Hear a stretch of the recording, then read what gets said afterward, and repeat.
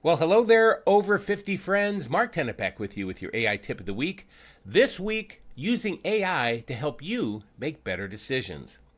First, let's take a step back here. Okay, just one step back. Everything we talk about here on the AI tip of the week and everything we write, it's meant to help you, not replace you, not replace humans. AI augments, it assists, but it's not you. That's important to understand. So this week, how AI can help you make better decisions, not replace you, help you. Once again, that's very, very important to understand. AI can be that second set of eyes for the pros and cons of any scenario.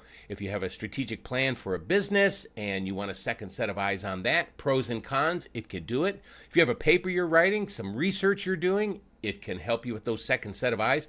Even if you're writing a very important email, it can also do that. It's very, very helpful. It can identify patterns, trends, and it can access a wealth of information because it's trained on everything. AI can forecast outcomes. It can create what-if analysis, especially if you have a lot of data, and it can help you weigh those risks.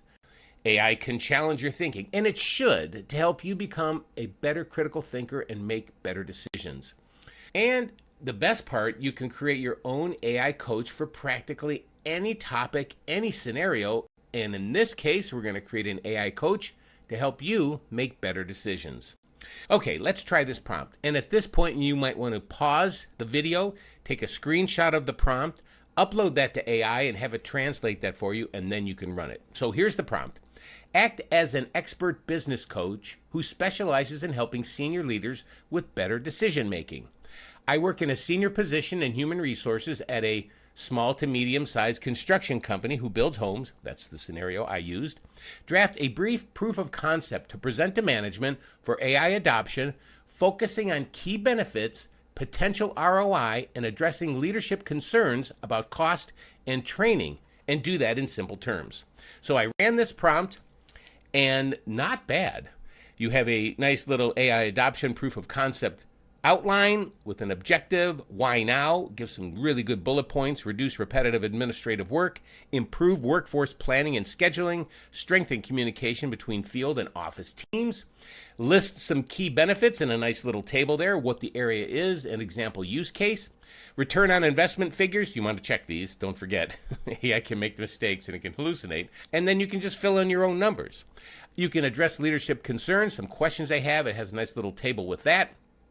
And as a quick tip, under key benefits, if there's something there you say, okay, this sounds great, ask AI to expand on that more. So in case you get questions on something like that, you have an answer ready for that. Success metrics, what that looks like, time saved on key HR admin tasks, user satisfaction and adoption rates, next steps, and a closing statement. Not bad. And then finally, the AI says, would you like me to format this into a one-page executive brief for easy printing or presentation or a slide deck version? It even asks you that. So have that dialogue. Go back and forth in conversations. Just talk to the AI. Even better if you have a paid version of ChatGPT or Gemini. They both have advanced voice mode. You can just talk to the AI back and forth in a conversation. I will add this, though. If you're using advanced voice mode with data and not on a Wi-Fi or a connected network, it can break up. It can just cut out on you. Sometimes it's really frustrating. So if you're going to use that, I would use a wired connection. And then finally, WhisperFlow. I am late to the party on this. I just found out about it, but it is a fantastic voice-to-text app where on my Mac, I just hit my FN key and I start talking. And when I lift the key, everything that I have said is where it should be. If you're writing something in a document, it'll appear there. If you're writing something for AI, it will appear in that chat window. It's fantastic. Try the pro version of it, and it's free for like 7 days, whisperflow.ai. And if you want to use my little suffix there, I get a free week if you sign up. But it is great. WhisperFlow, you'll love it. So wrapping up, remember, AI doesn't replace you. It can't do that. It supports your unique expertise. Think of AI as that second set of eyes. It's fantastic for that. You can use it to spot trends in your industries or so you can learn these things quicker. And start small, learn by doing, and get better at the prompting.